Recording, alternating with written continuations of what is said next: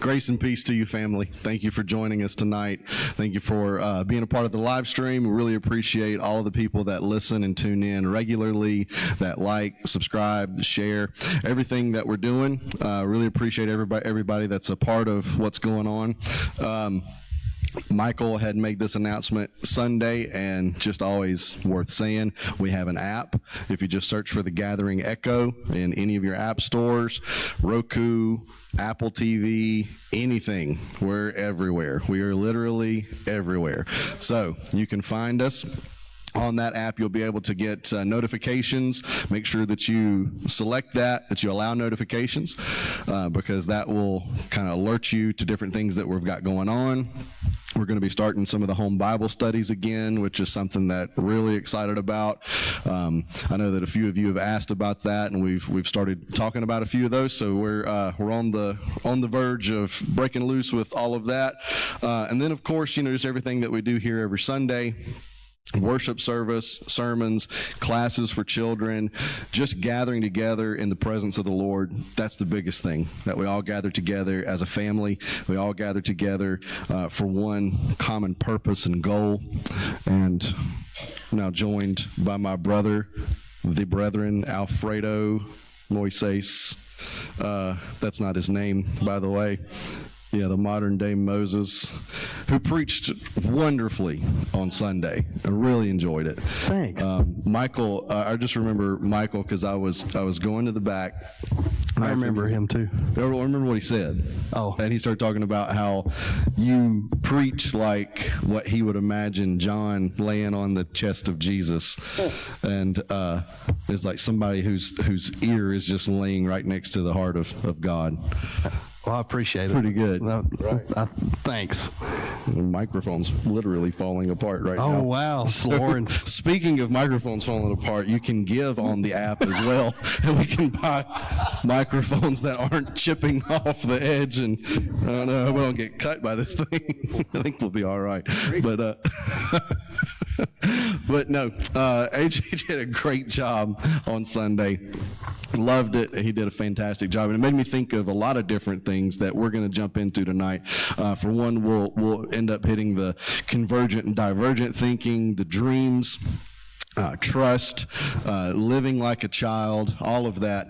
But I'll be honest, man, it just so happens that as the week has progressed, few colleagues and people that we share things back and forth, different folks at different universities that we work with in different dioceses, it's just funny how they've all passed around a particular sermon here lately and ended up with me this week. And it's a sermon by Dietrich Bonhoeffer. If you don't know who that is, he's making a comeback in the modern sphere today because there's a movie about him, a movie about his life. And it's somewhat, I haven't seen the movie yet, but I did hear one of the interviews from a guy that I've listened to a lot, and I've cited him in some of my own works, but it's Trip Fuller. And he had spoken to him, and sort of it debunks a lot of the false history about Dietrich being some sort of an assassinator of Hitler or attempted to assassinate. And he was in prison when all that was happening, so there was no connection there other than his brother-in-law. And the reason that that's an important thing to point out is that Dietrich's life. By the way, I know I started talking about, if you don't know who this is. All right, so Dietrich Bonhoeffer was a minister, a preacher in Germany in the 1940s, 1920s, 30s, and 40s. Has a very storied life. And really, in his younger years, he finished a PhD faster than probably most people his age. I think he finished when he was between 21 and 23, he finished his first PhD, but he was too young to be ordained. So they wouldn't license him to preach, even though he had the education. He didn't have the life experience to preach or to pastor a church. So he moved to Barcelona, Spain, starts preaching to a German congregation there, and immediately goes into this German exceptionalism, the same thing. And then he just keeps on saying this stuff until suddenly things start to change in him. He ends up going to New York. He starts going to a black church. And it completely revolutionized his take on what black Americans were dealing with at the time, and what he was seeing was changing and transforming in his own country. And he goes back to Germany. And while he gives a speech, this is what's crazy, on the day that Hitler is being inaugurated as the chancellor, Bonhoeffer is giving a sermon that day also on the same radio, on the same airwaves.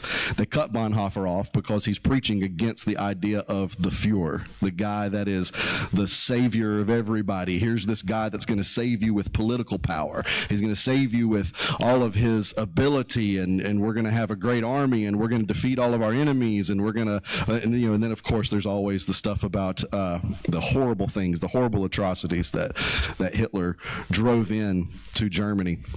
And Bonhoeffer's preaching against that. And he had the courage to stand up and preach that this is not the gospel. And as time would have it, the Third Reich would eventually try to take over the church, and eventually did take over the church in Germany.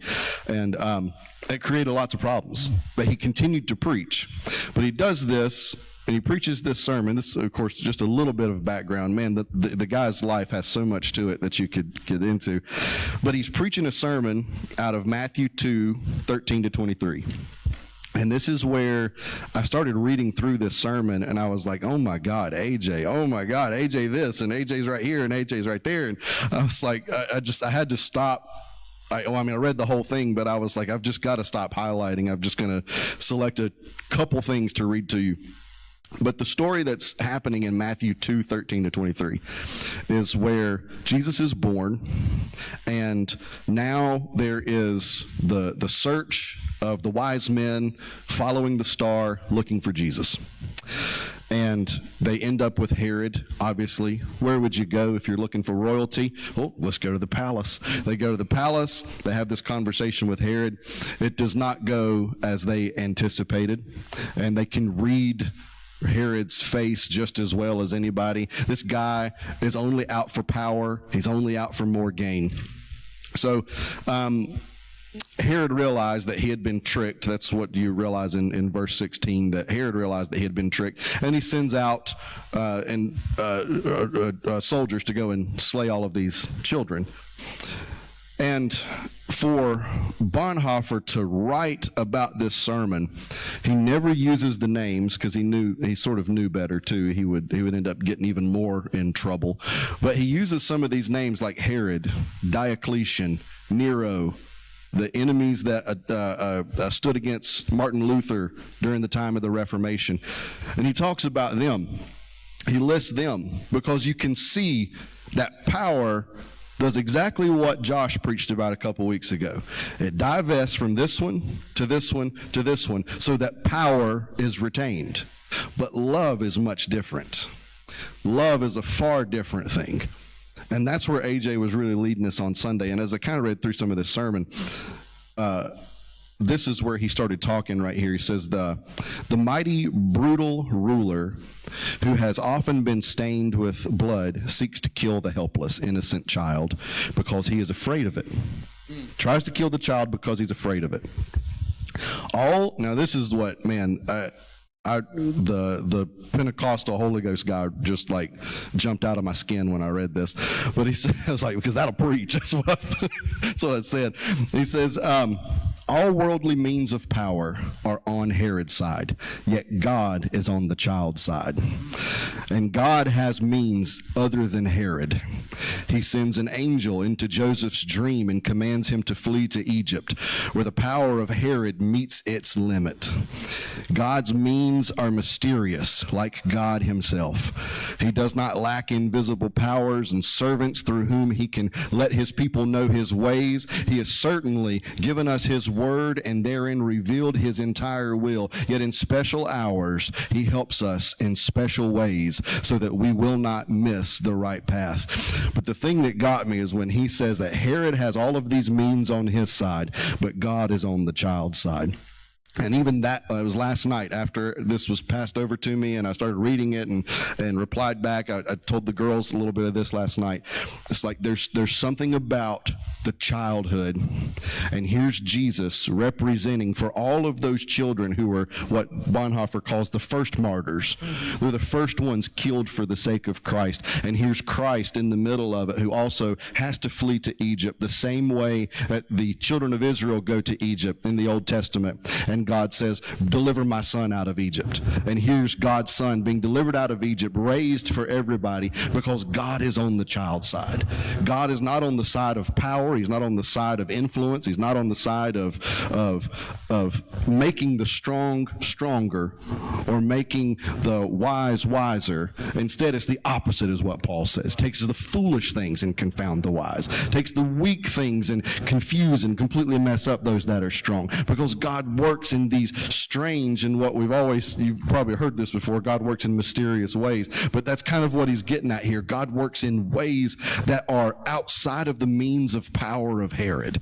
Herod's power meets its limit. His army can only go so far. His reach can only extend so much. But with Herod, it reaches its end and reaches its limit in God being on the side of the child. And go ahead. No. You go with that. So my question as a casual, if I was a casual observer, would be to you, why do you think God would be on the side of the child instead of the side of Herod? So he talks a little bit about this in here, but it's and one of the friends so it was so funny that you told that story about the leaky faucet Sunday, because that was.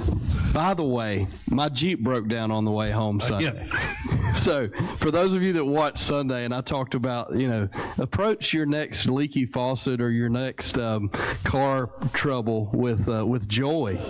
Well, Kristen, we drove separate Sunday, so Kristen was driving home, and I was behind her, and she was up a few miles ahead of me. She's like, well, I'm at a gas station because the Jeep is throwing, it won't go anymore. So we both just got in the parking lot and started laughing at each other, and it was a pleasant experience. It was the most pleasant breakdown of my life. So yeah, go ahead. There's hardly any pleasant But breakdowns. anyway, you were glad I told the story. So you told that Sunday about the leaky faucet, and when you got in the dream to the leaky faucet, all the joy in the world. Just you experience all this joy and Yeah. So let me. It's a really brief dream. I'll set everybody up. So if you didn't listen Sunday, I had this really bizarre, weird dream. I've got this paranoia of leaks. If you ever have a really bad kitchen leak or a leak in your house, you'll have a paranoia going forward.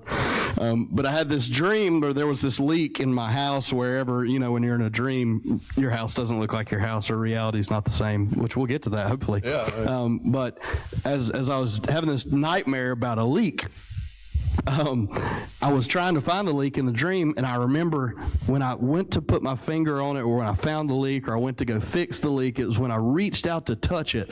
It was like when that water hit my finger, or I touched the actual leak. All the joy of this entire existence in that dream felt like I was just like one with everything. And it was one of the wildest dreams I've ever had. And it was very brief. Sometimes you feel like you've dreamt all night. This one was just very brief, like that feeling. I woke up and then I immediately started writing about it. So go ahead. Well, so you did that Sunday, and then today, in following up with where this sermon was passed to me, he starts talking about when he lived in a house. The guy that was talking to, he lived in a house in Oklahoma, and they said whatever it was, something about that house, it just had flooding problems. No matter what you did, had a flood almost every time it rained. It just mattered how much it rained. He said so. He's in bed, and he said what woke him up was his children playing and just making this wild, raucous, just noise. He said, I take my feet out of bed. As soon as my feet touch the bed, get out of the bed, and as soon as my feet hit the floor, I'm in 1 to 2 inches of water. in the house. First thing that's going through his head is insurance going to cover this? What's this going to take to get all this water out of here? How are we going to dry this place out? What about mold? Oh my God, mold. And he's going through all of this, but all he can hear down this long hallway before he can reach his kids are sliding on their butts. They're going belly flopping. They're splashing around. They're just like 2 and 4 and just having the time of their life because it's a water park. Right. And I was like, oh my God. So where did you hear this at? This is a guy, his name's Chris Green. Okay. Oh, I know. And, I've actually been at that church a lot. That we used to go to a church, visited Renovatus in Yes, Charlotte. he used to go there all the time. So he stepped in like an interim role while we were there at one point. But anyway, Yeah, so he's I'm with their diocese all the time, and so he's telling that story. Telling that story, and I'm like, you're joking right now, man. Okay, Like cool. that's nuts because like this is exactly where we are because with children, they're not thinking, all right, well, what do I do about my insurance? Is it going to cover this? And thinking about all of the other stuff. But it's like you said Sunday, because we were sitting over here and you said, if Tegan was going to fix a faucet, Tegan's my 10-year-old daughter, and if she was going to fix a leaky faucet, it would be the most chaotic and crazy and wild and fun thing. Probably, for her, she would love it. But it made me think after you did that Sunday, thinking of changing a catalytic converter with my grandpa one time, because the other thing made me think of that because you said your grandpa with the Hottamite and the horse and all that, and you just have these stories and it just starts like clicking. There, all these things just I start remembering. But changing out a catalytic converter in a car with my grandpa when I was young. Now for me it was like this is great because you're inside an engine. I'm small enough to climb up in there because it was an old Ford, so that it was down in there. So you had to get into. I was like, I'm going to get in there and get this thing out and hand it to him. But for me, it was great. For him, he was a little pissed off because he's already burned through a battery. He's got to pay however many $100 to get this thing. And he's in a rough mood. But for me, I'm like, this is great. I'm enjoying this. This is fun. Because we didn't get to spend all that time together. I mean, he had like, I don't know, there's like 20 grandkids. I don't know how many of us there are. So you get individual time with your grandpa. It's not always like that, but getting to do that for me, it was a blast. And because I'm not thinking about how, well, now we got to buy another battery. If this one seems to have gone bad, we've had to spend this money on the converter. We've had all this time that we've put into it. What if we can't get the belt back on? We're not thinking about all that stuff. I'm thinking about the time that's there. I'm thinking about him investing time and love in me, not power being divested and passed down so that the Grigg name stands strong and these Griggs, they can repair a Ford, by God. Like, no, that's not what they're worried about. Correct. So that's exactly where we need to be. That's perfect because it's the difference between work and play. That's what we talked about Sunday. They're the same people from the moment they eat they're literally the same people. Adam and Eve, they didn't turn into different entities. They were still human beings from the time they ate the fruit, or before they ate the fruit till after they ate the fruit. The only thing that changed was their perspective. The only thing that changed was their mindset. Life became work. Life became survival. And I know I've quoted Alan Watts a lot, and I'm going to quote Alan Watts some more because I'm telling you what, this guy had a lot to say that agrees with the teachings of Christ. He had some things that don't necessarily agree with it either, but you can't just, I'm telling you, that's what makes us diverse, but I'm not going to jump down that rabbit hole. You can't just throw out the baby with the bathwater. Everybody's got things to say, so, take Jesus with you and go study stuff, that's what I say. But Alan Watts says that when play becomes work, when survival becomes a sweat, then we lose perspective. We lose the playful nature of life. So survival becomes a sweat. And that happens when you say, I must. You must. Who told you that? Who told you you must? Somebody did. We've been trained that you must. Yep. Like the reason he was worried about his house flooding is because he must go on, or the reason we worry about our vehicles because we must have these vehicles. Well, do we? Yeah. I guess you can make that argument, but what do we really have to do? Yeah. Here's my thing. How many graveyards do we drive by on a daily basis? And all of those people had all of their musts. And what are those musts doing now? Nothing. Right. Yeah. Everything that they were caught up in, all that subsided and was passed down to something else or someone else. So a friend of mine, not necessarily, maybe an acquaintance is the best way to say it. I'm not going to give a name or the location of where this happened, but someone I knew passed away, okay? I'm going to try and speak as vaguely as I possibly can. So someone that I knew passed away. I was kind of acquainted with him. And he was a big deal for this organization. When I say he was a big deal, he set up a ton of computer networks for that place. Okay, he was a big deal. He set up networks, he built systems, he helped the whole operation go forward. He was a big deal, right, in the workplace. Okay, so he retires, passes away, and they're having his funeral. Well, I wasn't really close to the guy, but I knew him, and I knew that he was a big part of, that place. So we go to that funeral of me and a friend of mine. Turns out all of his people that spent a lot of time with him, or his direct coworkers, they didn't show up to the funeral. He had been retired a few years, so just a friend of mine and me go to the funeral, and he's there. And what they didn't mention during the funeral was anything that he did for that organization at all. Yep. It was not. It was mentioned that he worked there, but none of the accomplishments, none of the big systems, none of any of the things that he did for that organization was mentioned during his funeral. However, his grandson, who was a grown man, got up during the funeral and said, "I just want to talk about my grandpa for a minute." One of the most wonderful things I remember about my grandpa is how he would go in the back in his wood shed. He would take me to his woodworking shop, and every time I would go to Papa's house, he would take a piece of wood and he would cut it out and he would make me a sword. And we would sword fight with handmade wooden swords. Now, here's this man who was this huge deal for this organization. All the things that we would have said were the musts. Yeah. You must go on, you must do this, you must do that. All those reasons weren't there that day. However, in play, when he took his grandson into his woodshed, that story is told. Right. So here's the question, when does it, so take the trees, take the flowers. Does a flower wake up in the morning and say, I must? I have to.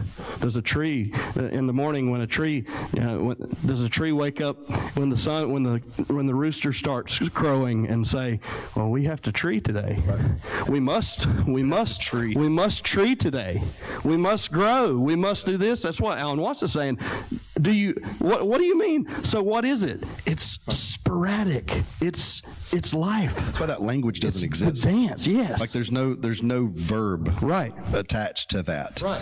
So I must tree. I must whatever. So what? Okay. Grass today. Okay. What? All right. So let me pull this in a little bit. When you do go to sleep, do you try and set up how many heartbeats you're going to have that night? Or do you try to write down and make sure, okay, at 2 a.m. and 3 a.m. and 4 a.m., oh, man, I've got to make sure that I keep breathing. Yeah. No, we don't. But however, we wake up the next morning and we pick up all of our musts that we have to do again.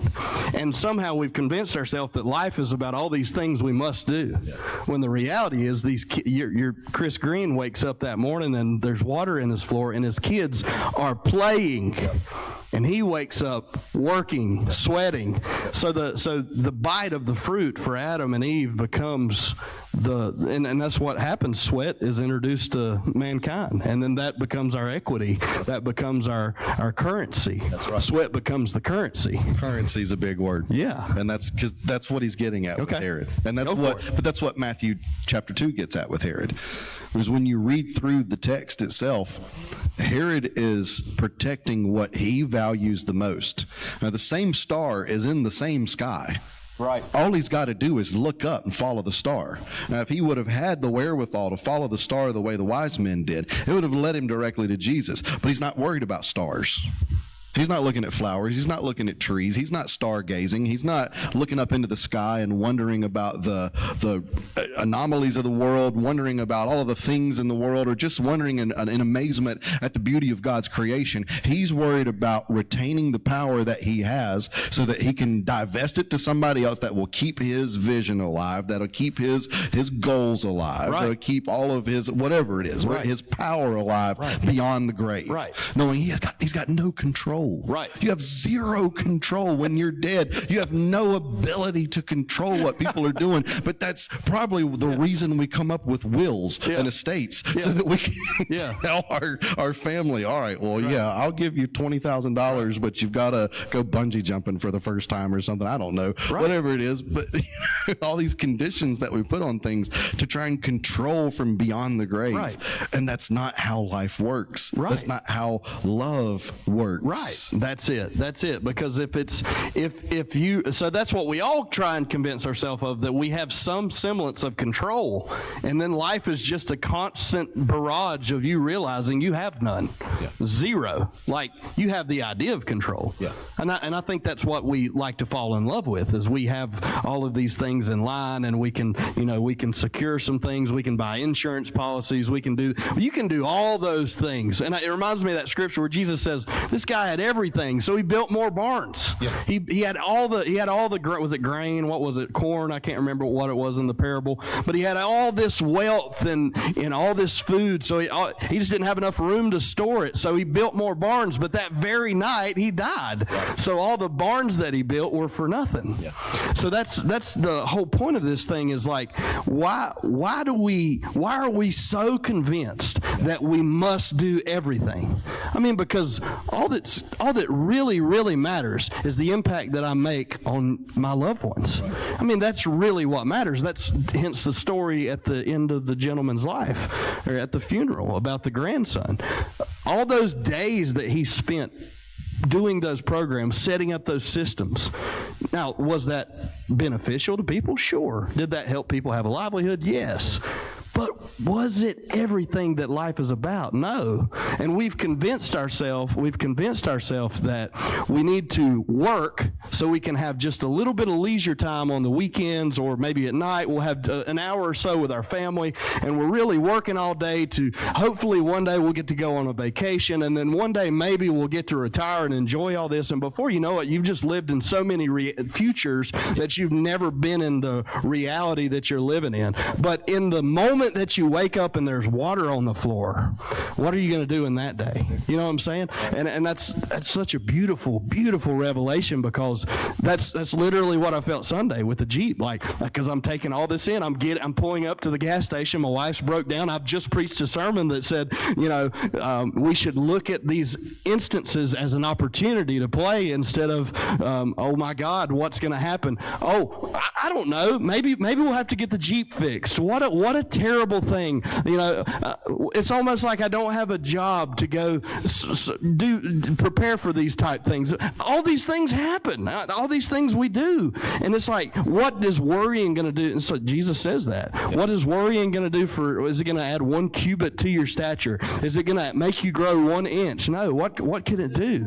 It doesn't work at all. Worry has nothing to do with actually getting anything solved. Right. But yet we've built our entire culture on this idea that if you get all of your I's dotted and your T's crossed and all of your house in order, then everything's going to work out. And it never does. Right. Never. Yet we build this American dream of Christianity that is so anti-Christ. When you just read the gospel, just read the gospel. Jesus is literally telling them, take no purse. Why did he tell them to take no purse? Because he didn't want it to be about the money. He didn't want it to be about them going and turning this into some kind of money. He didn't even want to carry the money back. Yeah. He didn't even want anything to do with it. He got so aggravated at Peter for saying that he would pay temple tax that he made Peter go fishing and catch a fish with a coin in its mouth. Something ridiculous. Do something playful. Yeah. Since you turned this into being a man, Peter, since you turned this back into how much sweat equity that I have, like they asked Jesus, I know we tell this story over and over and over, and shout out Rudy, Rudy's last name? Help me. Lau. Rudy Lau, who, the reason we talk about this story is when Rudy was here a couple years ago with Francois, he asked my son Malachi, why did only Peter and Jesus pay temple tax? And I didn't know this. Malachi didn't know it. So he said that Peter and Jesus were the only two that were over 18. Because if you were under 18, you didn't have to pay temple tax. So when they asked Peter, is your master going to pay temple tax? Well, of course he is. And Jesus says, what are you talking about? I'm the king's kid. Right. The king's children don't have to pay taxes in the land. I'm the king's kids get in for free.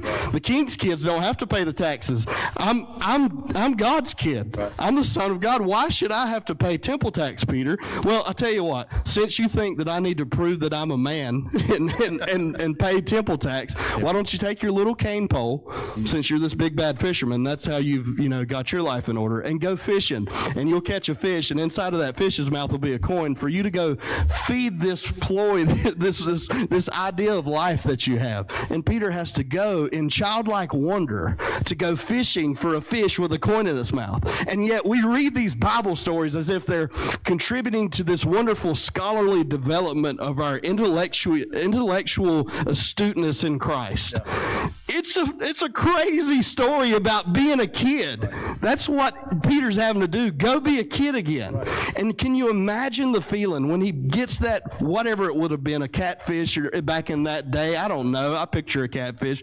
He pulls that fish out. Of course I picture a cat. I love catfish. Yeah. I love to go fishing for catfish because you don't have to work. You don't have to cast over and over and over. Bass fishing is so exhausting. Like you have to go find the fish, and then you have to go find the dock, and then you have to throw 87 times at each dock. Yeah. And by the time you get to the end of the day, they're like, and their fish are smaller. I mean, the catfish are huge. All I've got to do is throw a chicken liver out there. A 45-pound catfish is going to come and eat it. And then this bass fisherman with no strength in his life anymore after a day of fishing comes up like, I caught a 3-pound bass. I'm like, good for you. That's awesome. You look exhausted.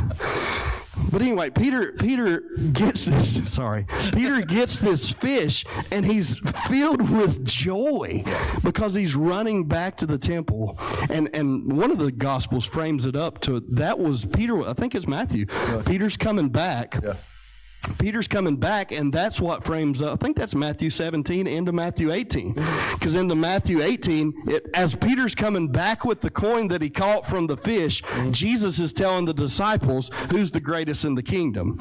And the greatest in the kingdom is, as we would learn in Matthew 18, I think that's the end of Matthew 17. 17 is there you go. So as Peter's coming back with the coin that he got out of a fish's mouth, Jesus is telling his other disciples who are arguing about who's the greatest in the kingdom, that the real greatest in the kingdom is this child that's here with boogers in his nose and a snot bubble like I know, I love to gross people out. That's just how God made me. But that's just every kid. Yeah.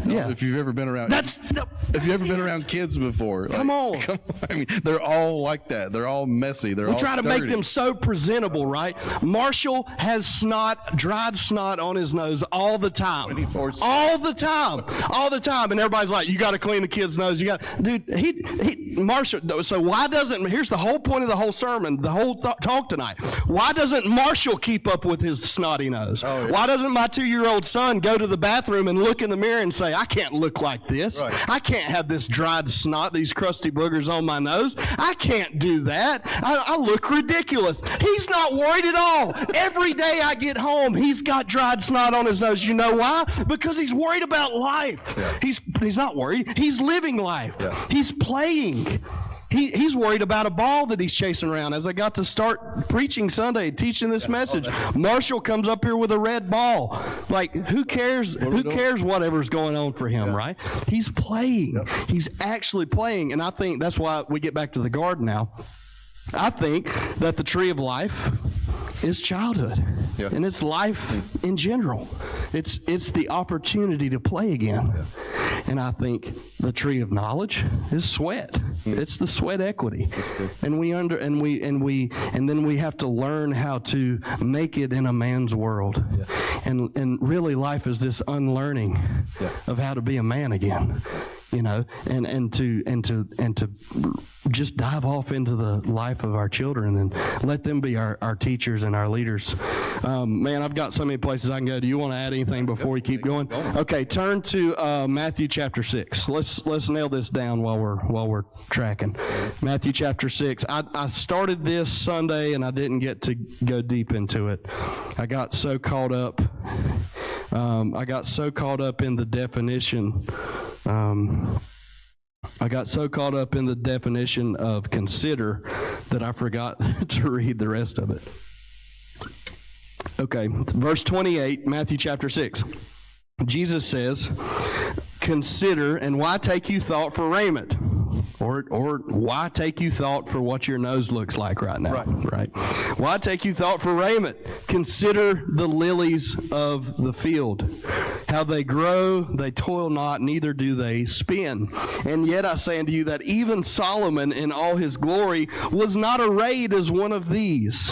Whereof, if God so clothe the grass of the field, which today is, and tomorrow is cast into the oven, shall he not much more clothe you, O ye of little faith? Therefore, take no thought, saying, what shall we eat?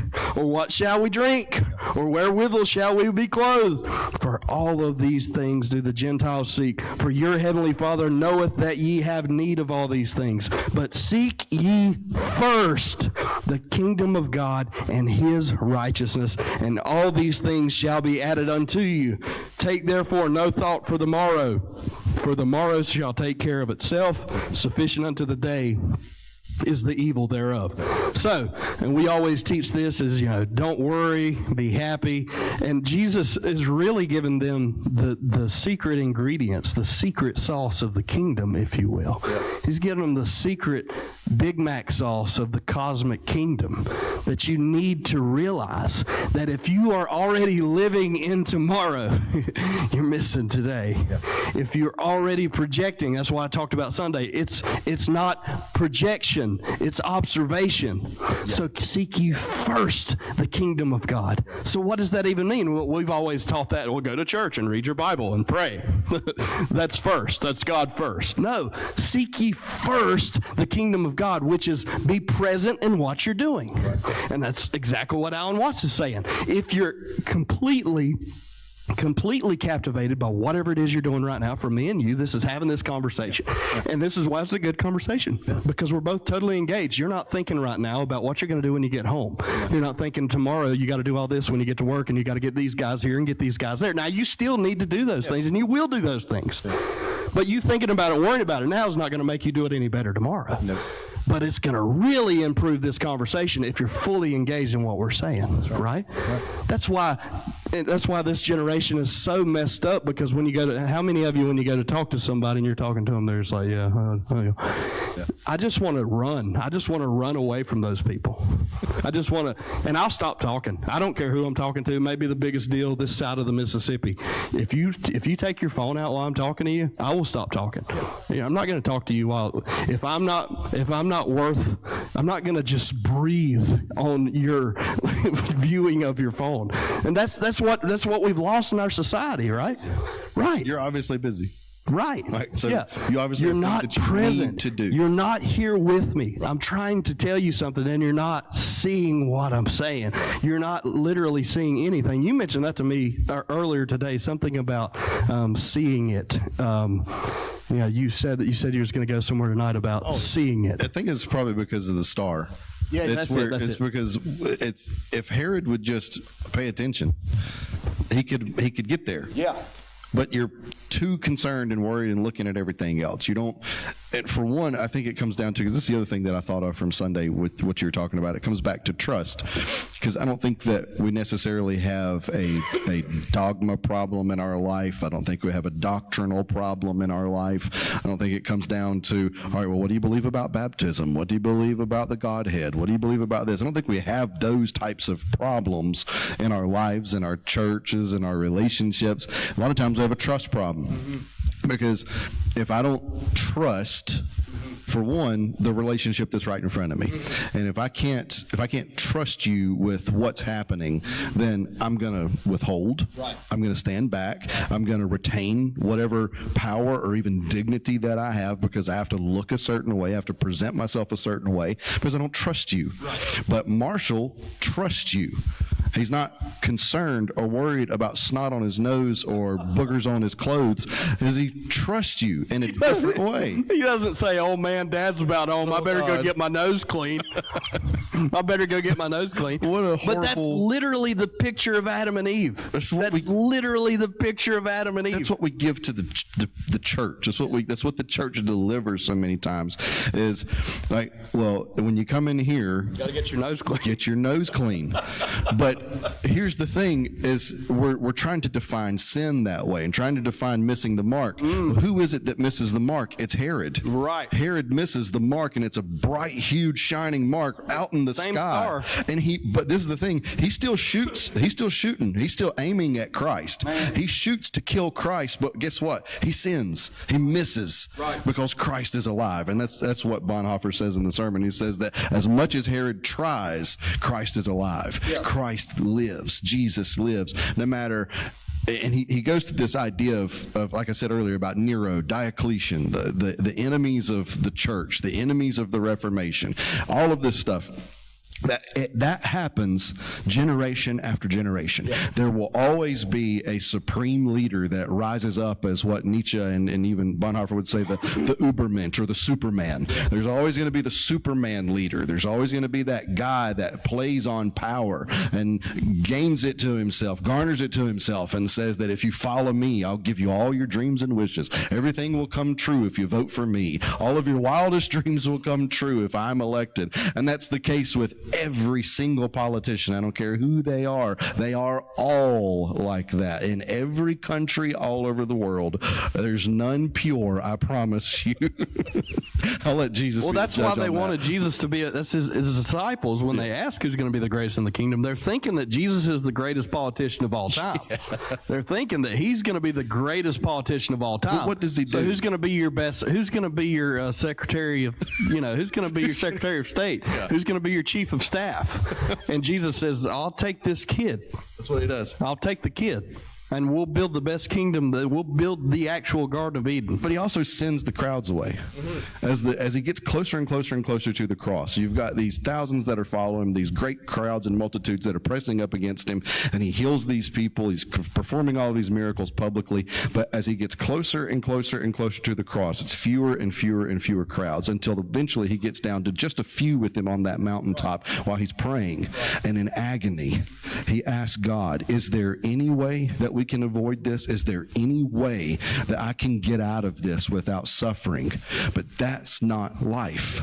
You don't make it out of this life without some form of suffering, without some form of difficulty. Right. But this is what you have an assurity of, is that somebody has entered into the suffering with you. Right. And you said that Sunday, when you are experiencing something, God is experiencing it as you, through you. First person. This is the first time that God has experienced this predicament as AJ or Brent or Lynn. This is the first time God has lived it just like that, with your specific DNA, with your specific background and your situation. This is the first time God has lived it, but he's also lived it ahead of you. Mm-hmm. He's lived it before you in the future, but he's lived it past you in the past, with Christ being the one who suffered. And that's again the point where Jesus goes to the desert, and God calls the son out of the desert. The children of Israel go to the desert, and sometimes I think we look at this in a lot of different ways. This is what one of my friends said.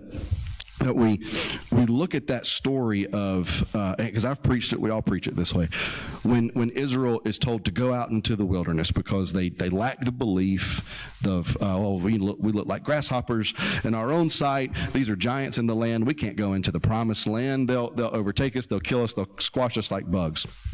All right, well, because of your unbelief, you're going to go wander in the wilderness for 40 years.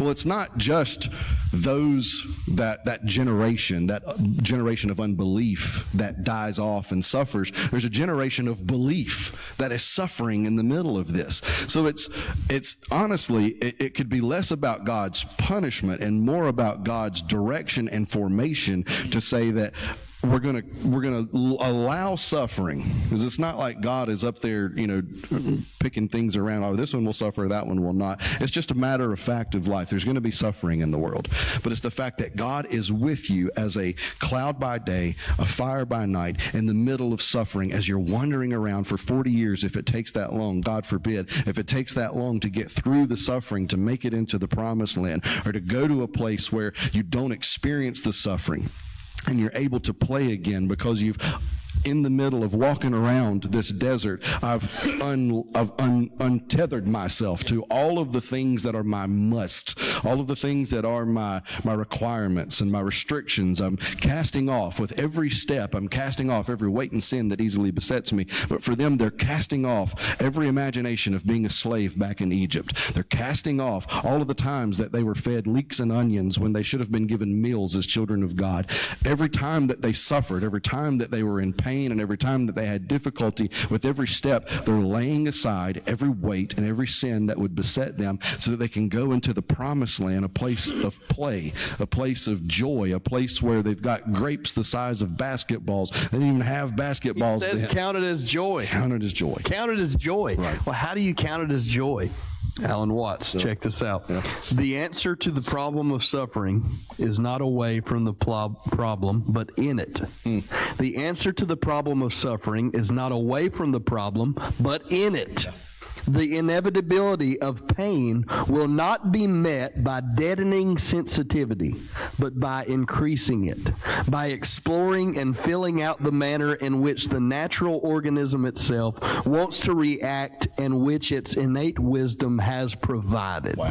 Yeah. So if you want to go on we've talked about Buddha before.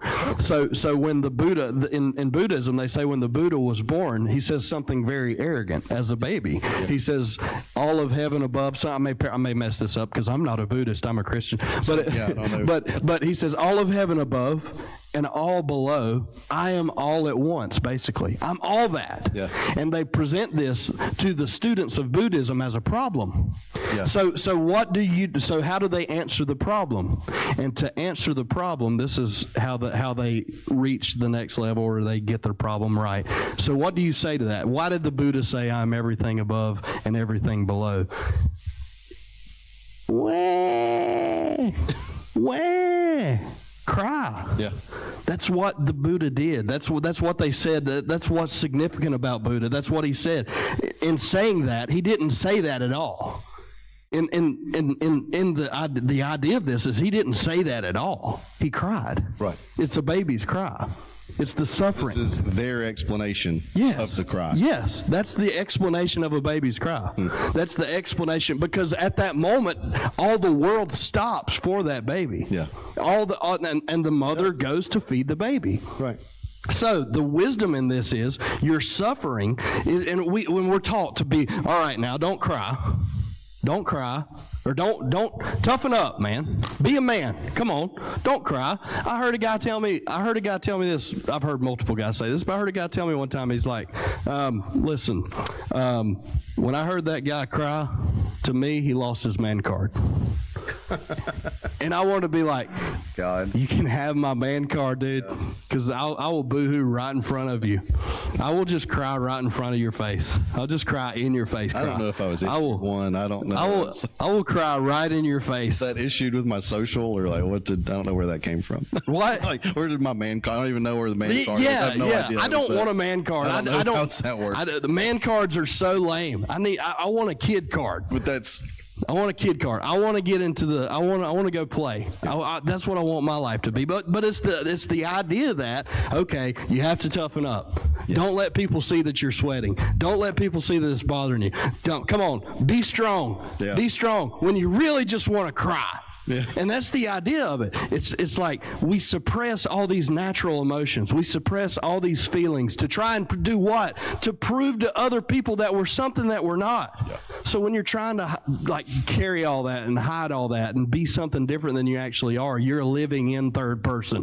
You're living the lie. You're living what happened with Adam and Eve. Right. They said from one moment to the next, nothing changed but their perspective.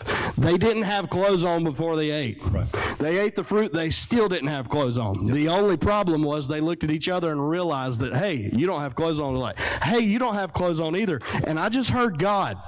We better go hide. Yep. And mankind's been hiding ever since. And we've been hiding from the truth. Go ahead. Because it forces you to live in dishonesty. Mm-hmm. And that's the for me, that's the main point for me right there, is that anytime that you're told that you can't show a real or a raw emotion, or you can't express an opinion, then especially if I'm at work or anything like that, and I'm not able to express an opinion the way that I feel like it should be expressed, and it's just you feel as though you're forced to live in this dishonesty because you're not being truthful to them, for one, but also not being truthful within yourself, and you feel that urge, and you feel that rub against, where it's like, this is not right, this isn't accurate.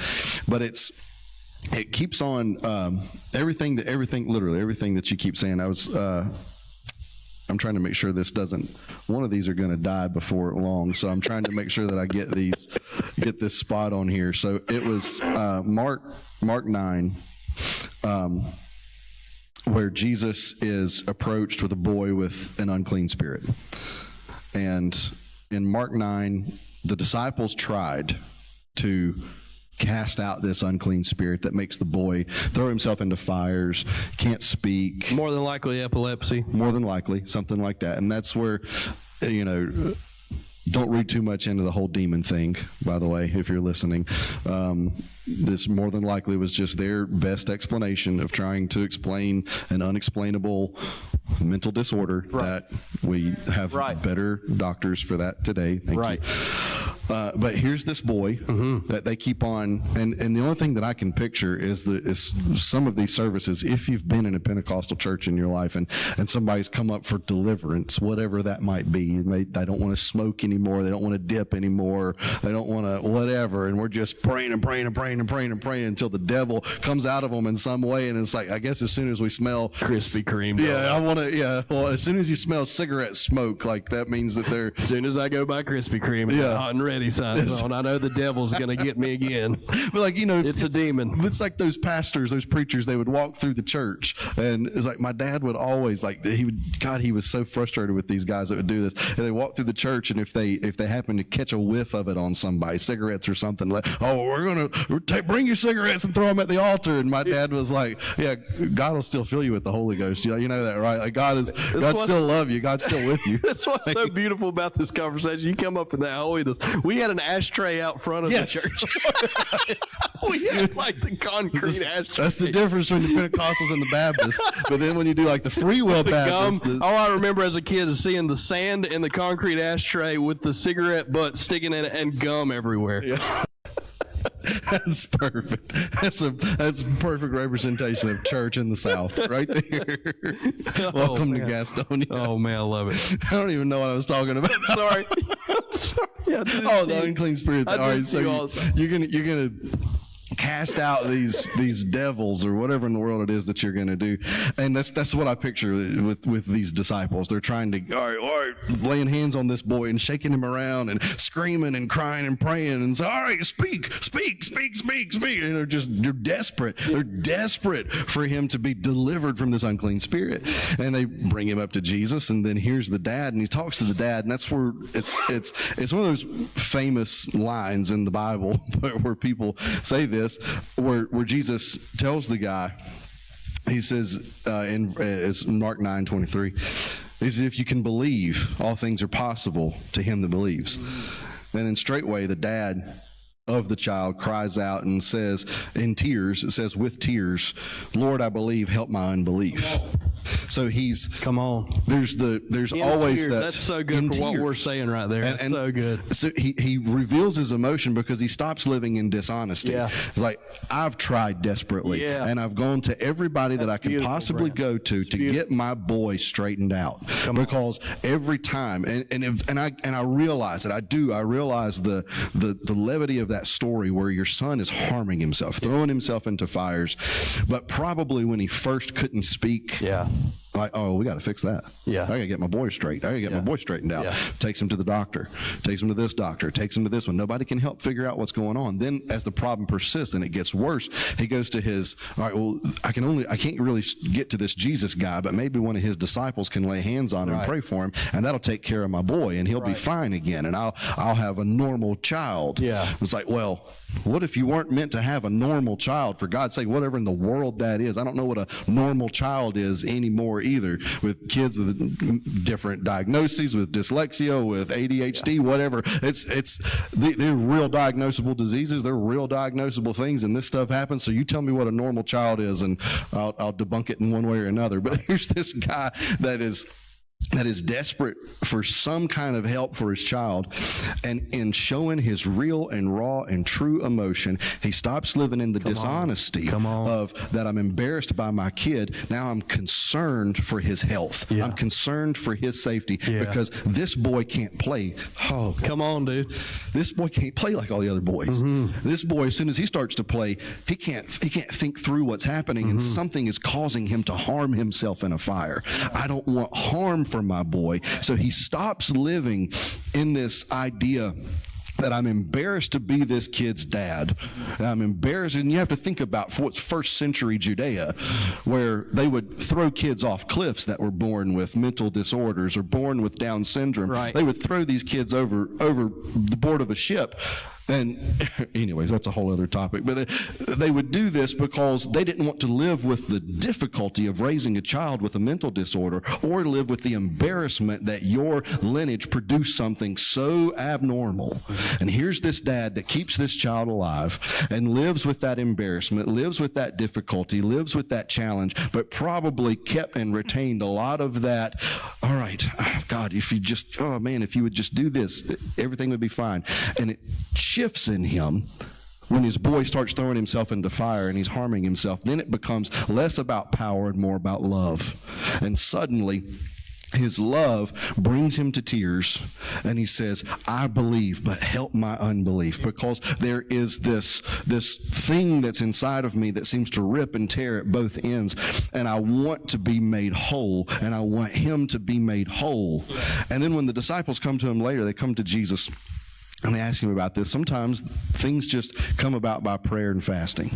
And that's where you get that famous line as well. Some of these only come out by prayer and fasting. And there's things that we can break into on the theological side, the doctrinal side, and all of that. But there's still a point to be made there where Jesus is making it clear that some things you only come to realize through having quiet moments of prayer, not distracted, like you were talking about, not distracted, not concerned with power, not concerned with the world, not concerned with everything else, but freeing yourself. I would say that's the fasting. That's releasing all of these things, releasing all of my must, releasing all of my expectations, obligation, all of my calculations, because you mentioned that one on Sunday too. It's like it's casting down calculations, casting down all of the things that I have built up in my head to say I must do this, because if I do, it will equate to this, it will add to this, and I'll make $100,000 a year, and then next year I'll make $120,000, and after that, my God, I can just keep on going and going and going, and I can build this, and I can have my own little empire, and release all of my must, release all of my calculations, and suddenly you've fasted. You've let go of something that you really thought that you needed in the garden. It's just me and God. And when it's just me and God, here God says, all right, what do you call that? I'm interested. What do you call that? It's porcupine. Giraffe. I think it's porcupine. Giraffe. It's a giraffe, God. It's a giraffe. I named a giraffe. But it's like, all right, here's a teddy bear. Doo-doo bee. What do you call that? It was a Melody or Doo-doo bee. Yeah. Yeah. My Here, what daughter do you call named the that? teddy bear Doo-doo bee. But that's what it is. That's what she sees and says. But that's what Father does with Adam. That's what God Right, does with correct. Adam. It's like, what do you call that? Right. Well, I'm just curious. What would you say? It's like tonight before we got here. You know, Tegan's 10 and she still has that imaginative playfulness about it, you know, so we're about to start getting ready. We ate dinner. We're going to get ready to come here. And she's like, hey, you know, she said, all right, just hang on a minute. All right, and so she has this sign on her door and it's a restaurant. And all right, come into the bedroom. It's the restaurant, sit on the bed, order the food. Yeah. And she's like being, you know, over the top, like animated about every little thing. And, you know, so we just entered right into the thing with her. Just enter. And it's not a delusion. It's entered into the imagination. The difference is with Jesus, with us, is that Jesus entered into our delusion. And this is something I love about Baxter Kruger, where he says this, that Jesus enters into our delusion to say that, well, I've got it figured out.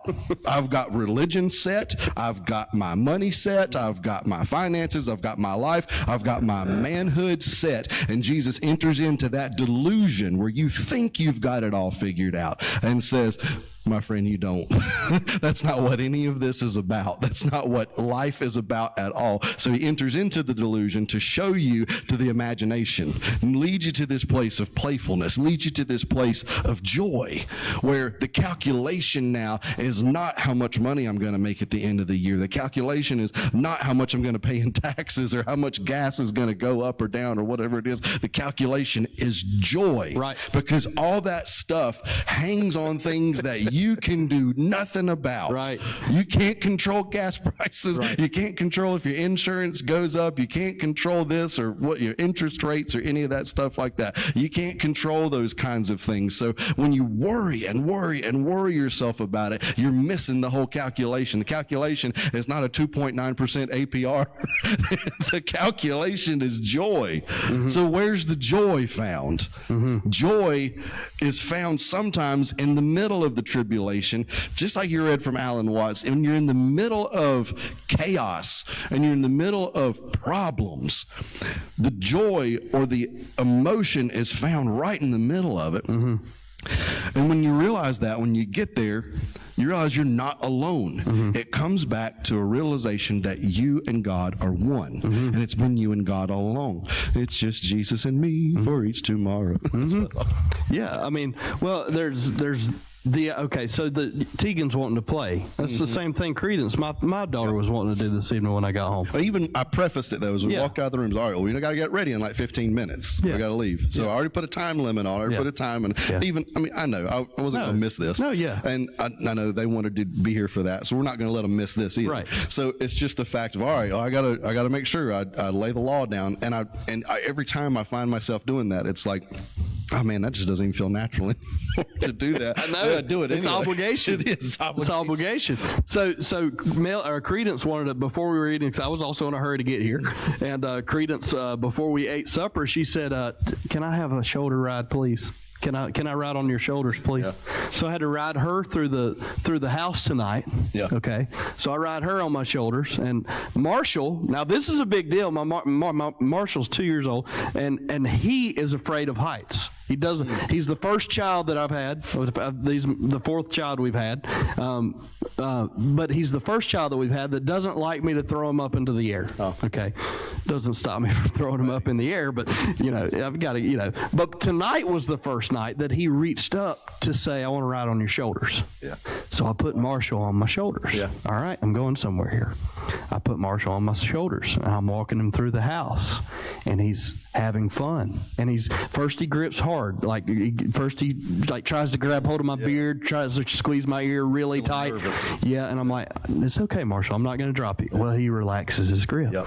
So I walk into the kitchen, and Marshall's on my shoulders, and Kristen's had the day of all days today. Yeah. She's making supper, she's doing all the things, and she's in love. She's doing all these things. Yeah. But in that love of doing these things, she was doing it with the idea that I have to get it ready. I have to get supper ready, and I've got all these kids, and I've got all these dogs, and I've got all this stuff that I got to get this done. And she's just running back and forth, and she's in this mode. And I said, you don't even realize you're missing it. Look, Look who's on my shoulders. Yeah. And she looks, and immediately she comes back into her oneness with God, if you will, and realization, and says, Marshall's not afraid. Yeah.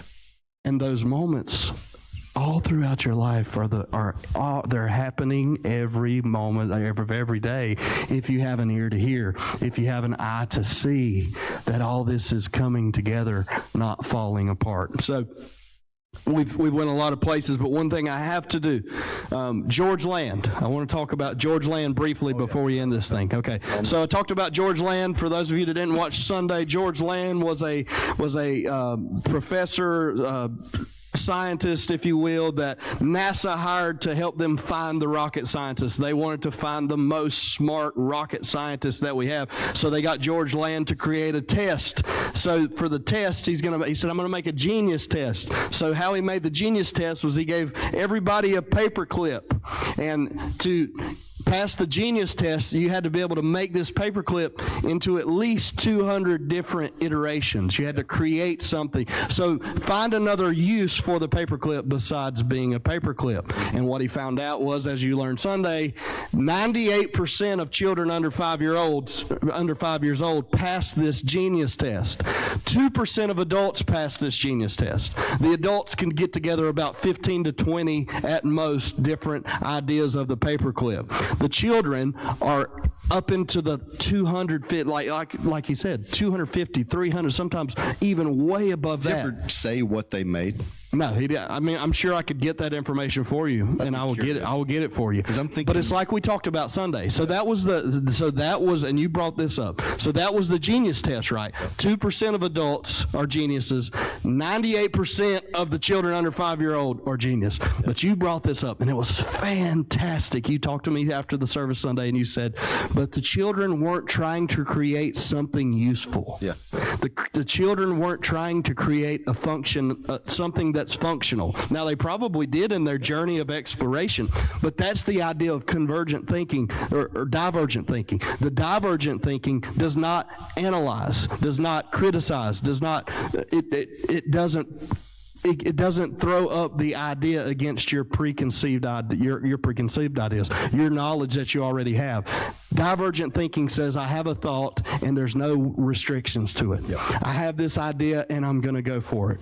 And that's why the children are able to create all these different iterations with the safety pin, with the paperclip, because they're not trying to say, okay, what kind of functionality will it have? Well, somebody already made this, or this is stupid. Somebody's going to think I'm crazy with this idea. They probably, like you said, well, this is a sword, or this is a, and I asked you, how many different sticks did you have that weren't sticks when you were a child? None of them were sticks. Right. They were all guns or something. I mean, we grew up poor, man. How many sticks did you have in the yard that weren't sticks? God. I mean, you had so many guns that were sticks. I did. Boomerangs. Right. God Boomerangs. bless my cousin. He's 6 months younger than me. Every single one of those sticks somehow hit him in the head. It was a complete accident every single time. But he has scars all over his head because of me and the sticks from the sticks. Because Yeah. I would, no lie, this is the craziest. Yeah. I think of this every time we go to my grandmother's house. On the very front little porch right there, it's just block or brick steps that go up to the porch. You walk in the front door. I was standing right there on the porch because they were calling us in. My grandpa or one of them was calling us in to eat something, and I just take this stick that literally looked like a boomerang with sharp ends, and I just did that. It's just up in the air. On the other side of the yard, Jerry is in this box of where the trees are. We built these boxes and we were going to fill them with mulch and around the trees. He's standing in there because we were playing war. I don't know what we were doing. And lo and behold, I'm watching this stick, and I watch, as I say, as soon as it gets, and I don't know, you wait until right there, like maybe it won't hit him. And as soon as it gets right there, you're like, Jerry, and bam, and he's out. I'm like, God. Every one of them ended up like that. So one of my favorite memories from church growing up as a child is me and my brother were fighting over lifesavers. All right. And there was this guy that videoed for us, and he was I won't say that. Okay. I will not say what I was about to say. Okay. But anyway, this certain guy, he had certain things about his character that made him funny. But anyway, he would sit by that video camera the whole service, right? And he would make sure the camera's on the pastor and everything else. So my brother is arguing with me, and we're fighting over lifesavers. My brother's 4 years younger than me. And this is what your story reminded me of. He took the lifesavers, and we were like at the back of the church. Yeah. He took the lifesavers during the message, through the whole roll of lifesavers, through the church, and I lie you not, it's like watching it in slow motion. It hits Ronnie in the back of the head, and lifesavers go everywhere. Oh my Lord! Now my brother probably didn't have a good afternoon after that. Probably not. But that was probably the greatest moment in church growing up for me. I'm sorry. It was hilarious. But George Land, back to George Land, says that in order to be a genius, you have to find the 5-year-old. He has a TED Talk, and he's telling these people, you have to find the 5-year-old. And for all of us, it's this immediate, well, how do you do it? How do you find it? Where is it at? He says, every one of us exercise divergent thinking daily when we dream. Yeah. When we dream. And he said it's like the Creator hardwired this mechanism in our existence, in our bodies, in our minds, in our souls, in our spirits, to say, I'm going to make sure that they're exercising this divergent thinking. That's why when you dream, you're dreaming so crazy. Like you dream about I'm standing in a field. The next thing I'm standing in a city, and the next thing I don't know where I'm standing. And then I was talking to this man that turned into a cow. And then your dreams have no point of, like your dreams don't make sense. That's because they're divergent. Yeah. They're not convergent dreams. You're not challenging your thought process in your dreams. So George Land says, they're out of your control. They're out of your control. Beautiful, beautiful. And why does God use dreams so much in the Bible? Jacob has a dream. I mean, there's dreams everywhere. Jesus comes from the dreams. The name of Jesus comes from the dreams. All of these ideas come from the dreams. So George Land says you have to find the 5-year-old, but it's as easy as dreaming. And he said those dreams keep our mind. So you may be thinking tonight, it's a long stretch for me to be 5 years old again. It's a long stretch for me to be childlike. It's a long stretch. I don't know if I could do it. Well, you do it every night. That's why depressed adults love to sleep. Yeah. Because they get out of their own control. Wow. That's why depressed adults love to go to sleep. They look forward to sleep because they can finally lay their burdens down every night. And then you wake up and you pick up all your musts again and carry your depression on into the next day. Yeah. But Jesus says that we can have that life more abundantly. Yeah. We can have it all day, every day. Now, when you go through your struggles and your Jeep breaks down on the way home, you approach those moments with divergent thinking, with the idea that, hey, I'm gonna live this moment. I'm gonna be in this moment. So that's what George Land says to do, is to turn on the 5-year-old. The last thing I wanted to say, it's knowledge versus knowledge. Knowledge. Yep. So if you want to get past this idea of I have to, I must, I'm this man, I'm a big bad macho man, I want to live life in the moment. I want to get back to oneness with God. You just got to drop the K off knowledge. Yep. And it's knowledge. Yep. And it's right now. And it's what Jesus says when he comes up and Martha's like, you're too late. Lazarus is dead. Lazarus is dead. Yeah. He's dead. He's been dead for 3 days. And he says, well, you not believe that I'm the resurrection and the life, or you not believe that I'm the resurrection and the life? And she said, well, of course I believe that. Do you not think I can raise him from the dead? Of course I believe Jesus. Martha says, of course I believe you'll raise him from the dead. In the end, when you raise all of us from the dead, you're not going to get me on that quiz, Jesus. I know what you're saying. And Jesus said, no, I'm right now, the resurrection and the life. Right. And that's what he's offering to all of us right now. The opportunity to engage in this first-person kingdom where all these ideas that people have for you and these ideas that you have for yourself, for them, those are gone. And you said that. You're dropping all that off. Yeah. You're freeing yourself of all those stipulations and all those contracts that you've made within your own mind. Contract. Yeah. I'm gonna head back that way and end this stream. So if you want to take us home. Love you guys. Let's close this out here. You hear stuff like that, and immediately you might do the opposite of what he just said. All right, well, how do I dream? How do I start dreaming? How do I get myself into this place? How do I get myself into this mode? And it's like you said, quit trying to figure it out with all of the hows and just live in the now. That's another little rhyme that I guess that I thought he's doing that. You quit trying to figure out, how am I going to do it? How am I going to make this work? How am I going to be the 5-year-old again? And just live in that now moment and allow God to do the thing that only God can do. It's just like that sermon that I was reading to you. When Herod has all of his means and all of his powers and all of his abilities, they eventually reach their limit, because here's God speaking to Joseph in a dream, or speaking to Joseph in the mysterious ways, in the ways that are unexplainable, because God has means that Herod has limits to. Herod can't speak to you in a dream. Your boss can't catch you in a dream. It's the opportunity for you to just live in that freedom. Live in that mercy and that truth, this familial idea of God engaging with you and you engaging with God. This steadfast, sure love is there, and it abides regardless of what is going on in your world. So if you'd say this with me as we end this and close this tonight: I love him because he first loved me. God bless you. Thank you.